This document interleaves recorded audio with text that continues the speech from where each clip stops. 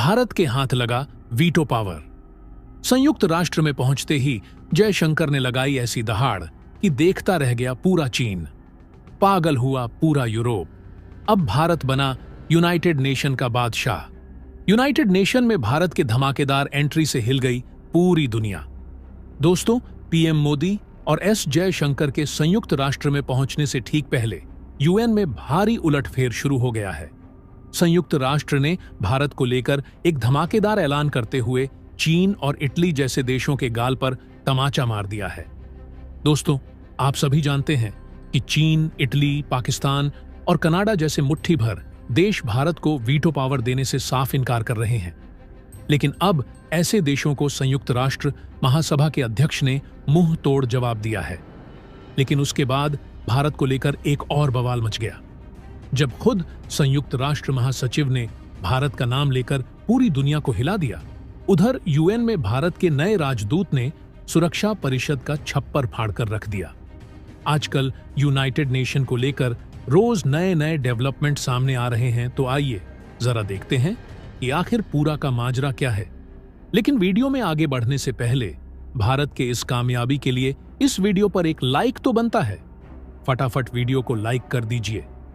दोस्तों, अभी हाल ही में कुछ दिन पहले संयुक्त राष्ट्र महासभा के अध्यक्ष डेनिस फ्रांसिस ने भारत को लेकर एक बड़ा ऐलान करते हुए पूरी दुनिया को चौंका दिया था और कहा था कि यूएनएससी के परमानेंट सीट पाने के लिए भारत सबसे प्रबल दावेदार है।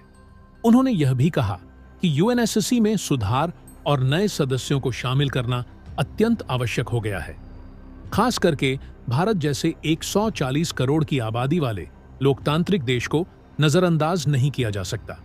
उनके कहने का मतलब यही था कि अगर भारत को नजरअंदाज किया गया तो फिर भारत यूनाइटेड नेशन जैसा एक दूसरा संगठन बना लेगा।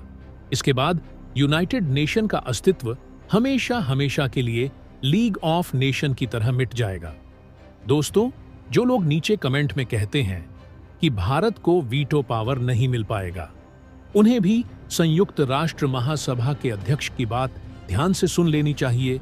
उन्होंने भारत का नाम लेकर और भी कई तारीफ की थी और कहा था कि भारत को तुरंत परमानेंट सीट देना अनिवार्य हो गया है, जिसमें उन्होंने बताया था कि भारत हमेशा बहुपक्षवाद यानी मल्टीलैटरलिज्म का मजबूत समर्थक रहा है और यह संयुक्त राष्ट्र के लिए काफी इंपॉर्टेंट है।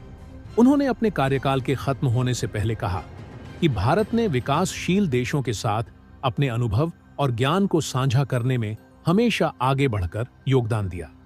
इसके लिए भारत सरकार की सराहना होनी चाहिए। आगे उनका कहना है कि मौजूदा यूएनएससी आज भी भू राजनीतिक स्थिति को सही तरीके से नहीं दर्शाता, इसीलिए भारत को उसका अधिकार तुरंत देना चाहिए। अपने कार्यकाल के खत्म होने से पहले संयुक्त राष्ट्र महासभा के अध्यक्ष ने भारत का लोहा मान लिया है और जाते जाते पूरी दुनिया से अपील की है कि अगर महान देश भारत को सिक्योरिटी काउंसिल में परमानेंट सीट और वेटो पावर नहीं मिला तो कोई बड़ा अनर्थ हो जाएगा। उन्होंने पूरी दुनिया को एक बड़ी चेतावनी दी है, जो भारत को अब तक हल्के में ले रहे थे। अब उन्हें भारत की असली ताकत का एहसास हो रहा है।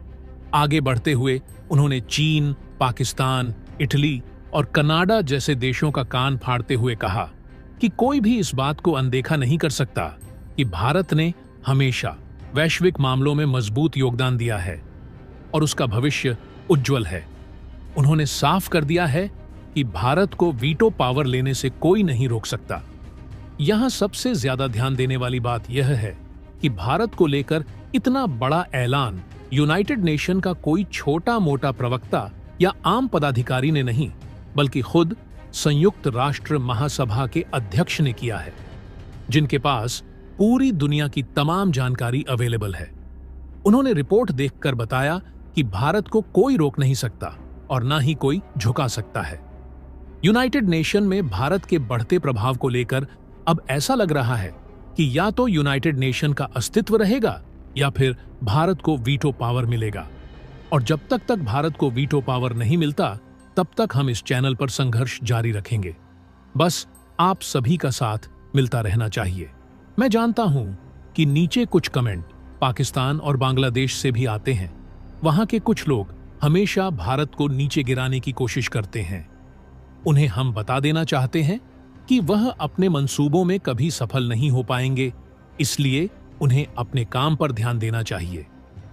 दोस्तों, सितंबर महीने के आखिरी दिनों में संयुक्त राष्ट्र के अंदर भारत बहुत बड़ा धमाका करने जा रहा है, क्योंकि पीएम मोदी और विदेश मंत्री एस जयशंकर इस दौरान भारत को लेकर बहुत बड़ा ऐलान करने जा रहे हैं। दरअसल संयुक्त राष्ट्र महासभा के 80वें सत्र की उच्च स्तरीय चर्चा 24 से 30 सितंबर तक चलेगी। इस दौरान यूनाइटेड नेशन में भारत को लेकर कई चौंकाने वाले ऐलान हो सकते हैं, जिसका सिलसिला शुरू हो चुका है। हालांकि इस बार पीएम मोदी महासभा को संबोधित नहीं करेंगे। भारत की ओर से इस बार विदेश मंत्री एस जयशंकर महासभा को संबोधित करेंगे। लेकिन माना जा रहा है इस बार वीटो पावर पाने के लिए विदेश मंत्री एस जयशंकर पूरे यूनाइटेड नेशन को हिलाकर रख दें, और इसके लिए छोटा मोटा बवंडर उठना शुरू हो चुका है। और सबसे बड़ी बात यह है कि राष्ट्रपति जो बाइडेन के इस कार्यकाल का महासभा में यह अंतिम संबोधन होगा, क्योंकि अमेरिका में इसी वर्ष नवंबर में राष्ट्रपति चुनाव होने वाले हैं।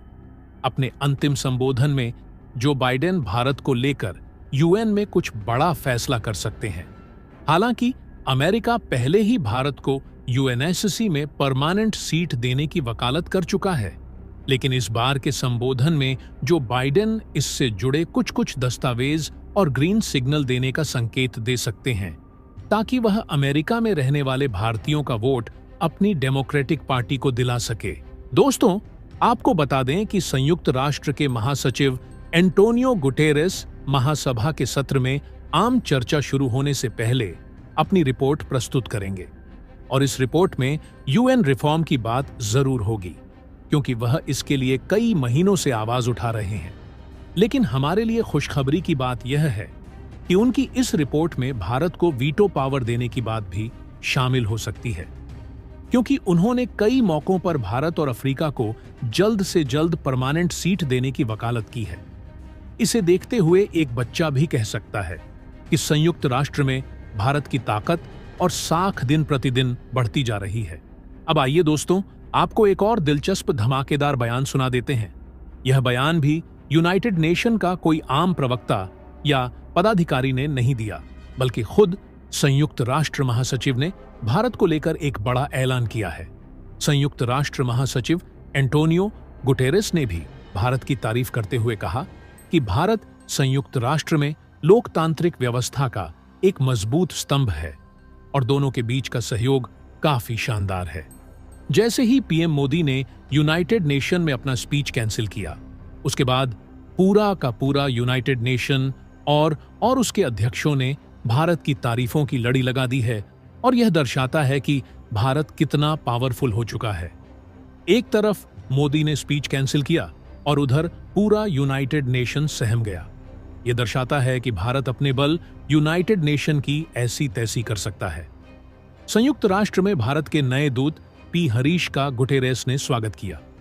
अब यूएन में भारत के नए राजदूत पी हरीश साहब का नाम आपको बार बार हमारे चैनल पर सुनने को मिलेगा।